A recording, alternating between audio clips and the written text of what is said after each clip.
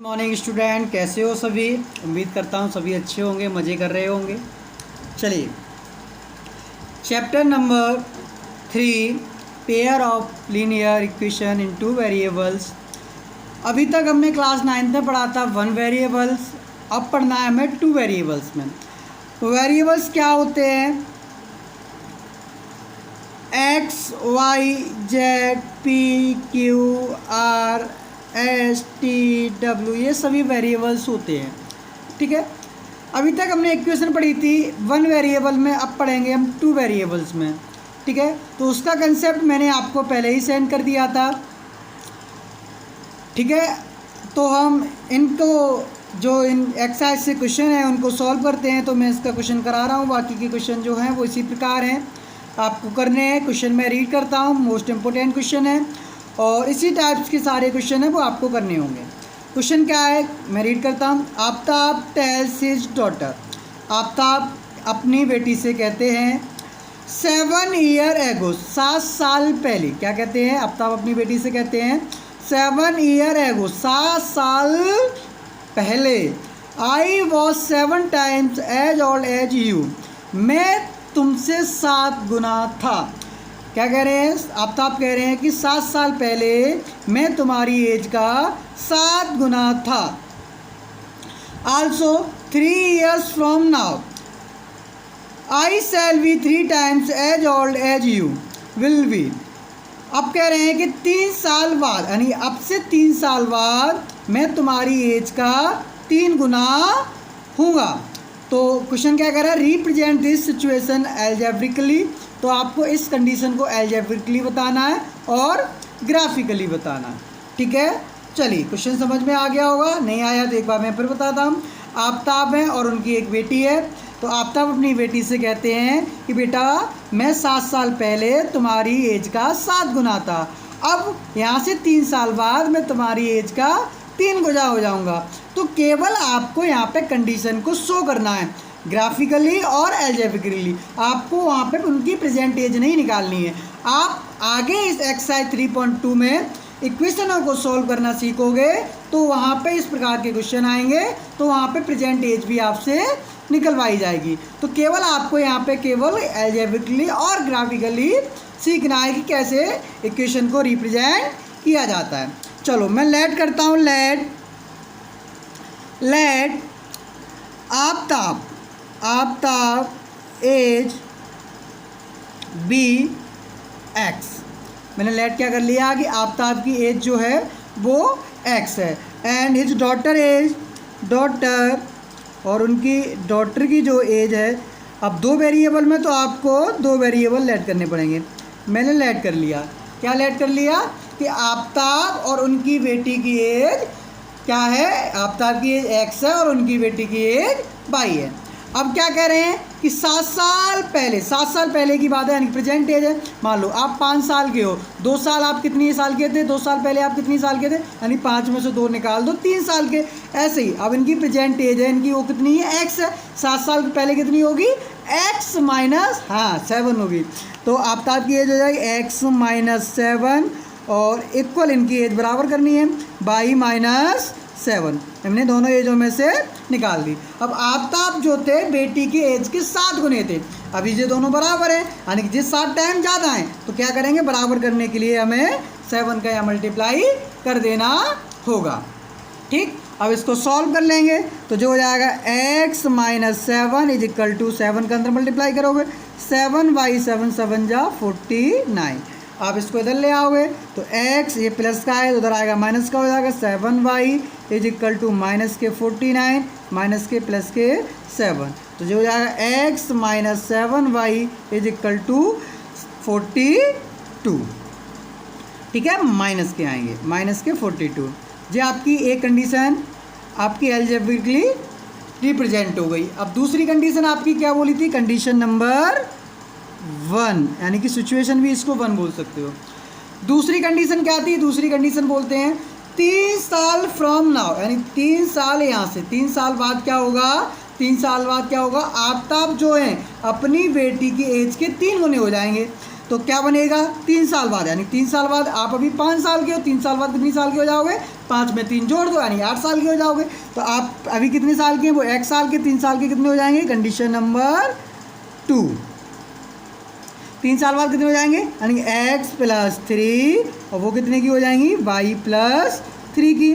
अब आफ्ताब जो अपनी बेटी के 3 गुने हो जाएंगे, तो यहाँ पे 3 कर दो, तो आपका क्या हो गया, जो हो जाएगा x + 3y, x + 3 और 3 का अंदर मल्टीप्लाई 3y + 9, y को उधर ले जाओ तो x इधर आएगा तो -3y और प्लस का 3 उधर जाएगा तो माइनस का हो जाएगा 9 - 3, तो x - 3y = 9 में 3 गए 6। कंडीशन नंबर 2 ये आ गई। तो आपने दोनों सिचुएशंस को ग्राफिकली रिप्रेजेंट कर ली, वो एल्जेब्रिकली रिप्रेजेंट कर दिया। अब जब आपने एल्जेब्रिकली रिप्रेजेंट कर दिया है, तो अब आपको क्या करना है, एक का तो आंसर मिल गया, यानी इस पार्ट का तो आंसर मिल गया, अब आपको इस पार्ट का आंसर रह गया है। चलो इसको भी सॉल्व कर, चलिए यहाँ पे आप क्या करो, एक्स वाई की थोड़ी सी वैल्यू निकाल लो। तो अपनी तरफ से पुट करो, तो छोटी छोटी वैल्यू पुट करनी है, बड़ी बड़ी पुट करने से बड़ी बड़ी हमें कंडीशन नहीं लेके आनी है। तो हमें ये सोचना है कि क्या पुट करें कि छोटा सा मिल जाए। चलिए मैं y की वैल्यू यहाँ पे क्या रख देता हूँ, 7 रख देता हूँ। अगर मैं y की वैल्यू यहाँ 7 रख दूँगा तो क्या बन जाएगा, x - 7 7 = 49 = -42।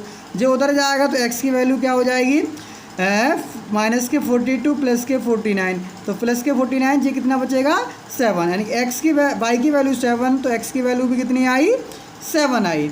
ठीक है, अब आपको क्या करना है, क्या पुट करना है कि थोड़ा सा छोटा आ जाए। अब x की या y की वैल्यू किसी की भी पुट कर लो और एक वेरिएबल आप और ले आओ। तो आप क्या कर रहा हूँ, मैं कर रहा हूँ y की वैल्यू 6 पुट कर रहा हूँ।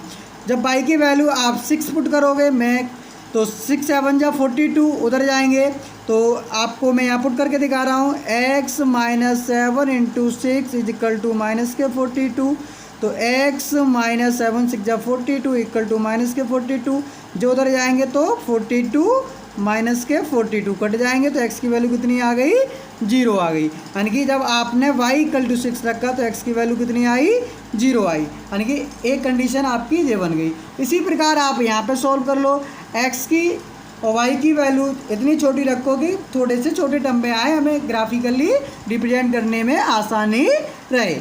तो आप क्या कर रहा हूँ, मैं y की वैल्यू रख रहा हूँ, y की वैल्यू मैं रख रहा हूँ, y की वैल्यू कितनी रखूँ, मैंने y की वैल्यू -2 रख दी, मैंने y की वैल्यू -2 रखी, तो -2 3 या 6 प्लस का 6 हो जाएगा, उधर जाएगा तो x की वैल्यू कितनी हो जाएगी, 0 हो जाएगी। अब मैं क्या कर रहा हूँ, y की वैल्यू मैं 1 रख रहा हूँ, तो 1 रखूँगा तो मैं 1 रखो या फिर कुछ भी रख लो, थोड़ा सा छोटा रख लो, 1 मत रखो, थोड़ा सा छोटा रख लो। तो y की वैल्यू क्या रखी जाए कि थोड़ा सा छोटा रहे, तो y की वैल्यू +2 रख लो, +2 रखोगे तो 3 2 = 6, 3 2 = 6 और 6 और उधर जाएंगे तो +12 हो जाएंगे, तो जे भी बड़ा हो जाएगा तो थोड़ा सा छोटा और रखो। चलो 1 ही रख ले रहे हैं, तो y = मैंने क्या किया, यहाँ पे 1 रख लिया, तो 3 1 = 3 उधर जाएगा तो ये हो जाएगा 9। ठीक है, अब ये 9 आ गया तो आपको क्या करना है, ग्राफ में एक एक पॉइंट और बढ़ा लेना है, तो रिप्रेजेंट तो करना है। ये आपका 8 हो गया, ये आपका 9 हो गया। इसी प्रकार यहाँ पे ये 8 हो गया और ये आपका 9 हो गया, ऐसे यहाँ ये 8 हो गया और ये आपका -9 और यहाँ पे ये 8 और ये आपका -9। ठीक है, अब आपको इनको रिप्रेजेंट करना है। रिप्रेजेंट कैसे करोगे, चलो ये भी देख लो।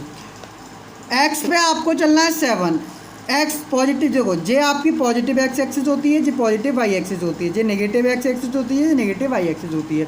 पॉजिटिव x आपका कहाँ गया, 7 ये गया, और पॉजिटिव y यानी कि आपका जो एक पॉइंट मिल गया 7,7 और x का वेरिएबल पहले लिखा जाता है, पहले x होता है, दूसरा y। दूसरा आपको x 0 चलना है और y कितना हो जाएगा 6, यानी कि दूसरा पॉइंट जो हो जाएगा जिसको क्या बोलोगे 0,6। ये आपकी स्ट्रेट लाइन बनेगी, इस लाइन को आप बना लीजिए। 7,7 कहीं ये पॉइंट होगा, ये गलत है। ठीक है, ग्राफ नहीं है, ग्राफ कॉपी नहीं है, तो इस वजह से देखो, चलो आप पैमाने की मदद से आप इसको खींच दोगे, यानी कि ये आपकी लाइन ड्रॉ हो गई। ठीक है, इस लाइन को नाम क्या दोगे, इस लाइन को नाम दोगे x - 7y =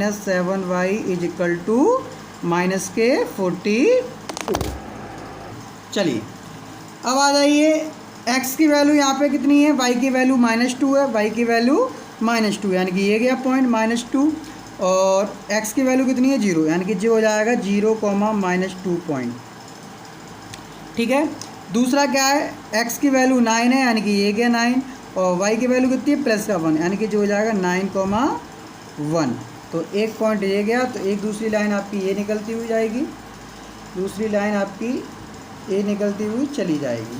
तो इस लाइन को क्या दोगे, इस लाइन को आप नाम दे दोगे x - 3y = 6।